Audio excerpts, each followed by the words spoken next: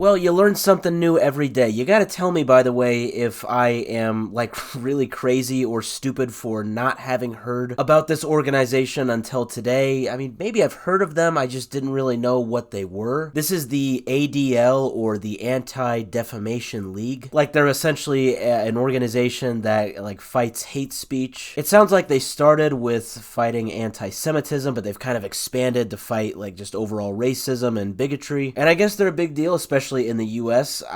Am I crazy for not having heard of them? Am I just really that out of touch and stupid? Maybe I am. I don't know. And I guess a part of what they do is they will post these sort of reports on things, such as online platforms. Like, I think, they'll go through, say, like Facebook, Twitter, different kinds of social media, stuff like that, and they'll kind of see if maybe hate speech or extremism is rampant on these platforms. And then they'll just kind of publish these posts just kind of talking about it. Kind of just bringing awareness, in other words, to the issue. So today, November 14th, they have made a pretty lengthy post on Steam. And unfortunately, it's not a post that says that everything is cool at Steam and there's nothing bad, end of story. No, so the accusation is that allegedly, Steam has a very big extremism sort of problem on their platform. Now, when they were looking at this, I figured they were talking about like in-game chat on the Steam platform, kind of like how we've seen like Call of Duty try to combat this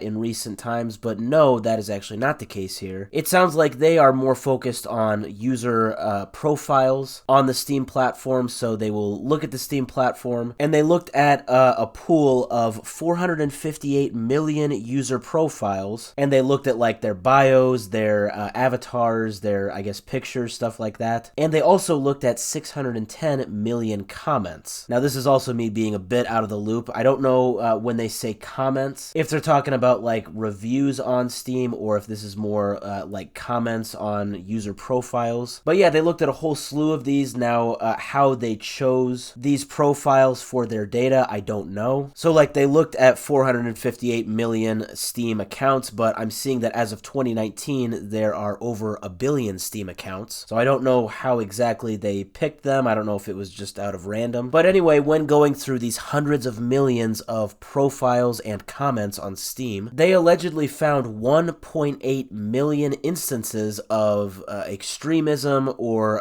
hate speech material. Now, how do they identify this hate speech? It sounds like it's kind of a wide range of stuff that they're considering as hate speech. It sounds like it can be anything that seems to be in support of Nazism, white supremacy, or even groups like ISIS and Hamas. Right away with something like this, I could definitely see how people could maybe be skeptical, I guess, of this data, because obviously there can be like certain things that are, an obvious, like they obviously would check that box. But I'm sure there could be a lot of other stuff that could maybe be, I don't know, a gray area. And so it's like, are they counting that as part of the 1.8 million instances? So like, for example, they talk about Pepe the Frog being one of these like extremist symbols. And I'm really trying to understand the wording, because like they list Pepe the Frog alongside like swastikas and other things like that, as far as like hateful imagery that are in like user avatars. And they use examples where they show like Pepe the Frog dressed up in like a Nazi outfit. But the thing is, I don't know if like they're actually counting any Pepe the Frog image as hateful imagery. I mean, you all know that Pepe the Frog, like a 4chan meme, right? Like that can take a lot of forms, and just in its original form, I mean, it's just a frog wearing a blue shirt. I mean, it doesn't have to be connected to hateful imagery. So yeah, it's kind of like up in the air. It's kind of not exactly clear, or at least to me, if they are counting just like the default Pepe the Frog as hateful imagery, or if it specifically has to be altered in a way that's very obviously, this sort of extremist sort of spin on the meme. But regardless, with this report of 1.8 alleged instances because of extremism and hate, they are now calling for Steam to exercise their rules far more aggressively. You know, they talk about how Steam, they're not supposed to tolerate these hateful imagery. It's apparently very clear in their rules. But they kind of accuse Steam or Valve of just kind of not really enforcing this rule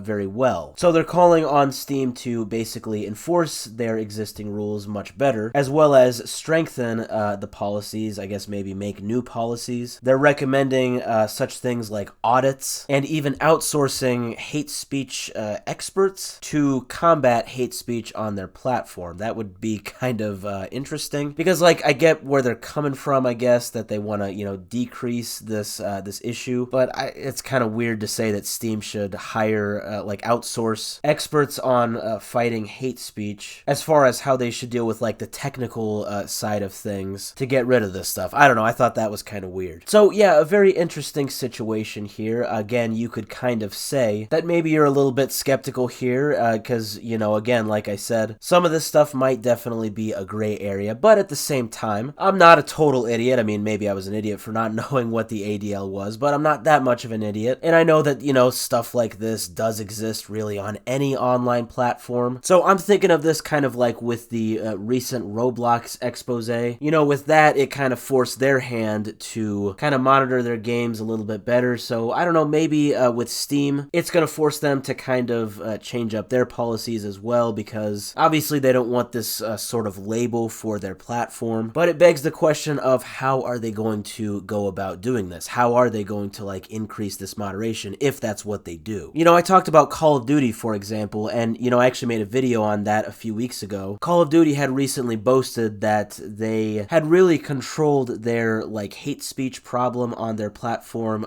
in their voice chat. They bragged that they had a very low amount of recidivism of hate speech on their platform because of how hefty their rules are, which, you know, at the time I even said like, hey, that's awesome, but some people in the comments pointed this out, and this is very true, that, you know, people were probably just choosing just altogether not to communicate on their platform. In a way, they were kind of getting rid of communication entirely, because it would be frustrating, because allegedly some people were even getting like a 2-week ban for quote-unquote hate speech, or something similar to that, just for like mildly cursing in a rated M Call of Duty game. Like, it was kind of weird. So yeah, it was cool that Call of Duty was able to say, hey, we've kind of destroyed this hate speech problem on our platform, but in reality they kind of just destroyed the speech part altogether on their platform. Like, nobody was really using Call of Duty chat anymore, and I think that problem is kind of big still today. The point with all of this yapping here about Call of Duty, bringing it back to Steam now, is that Steam could respond to this in a lot of different ways. Like, I'm sure they will respond to it in some way, because they don't want this label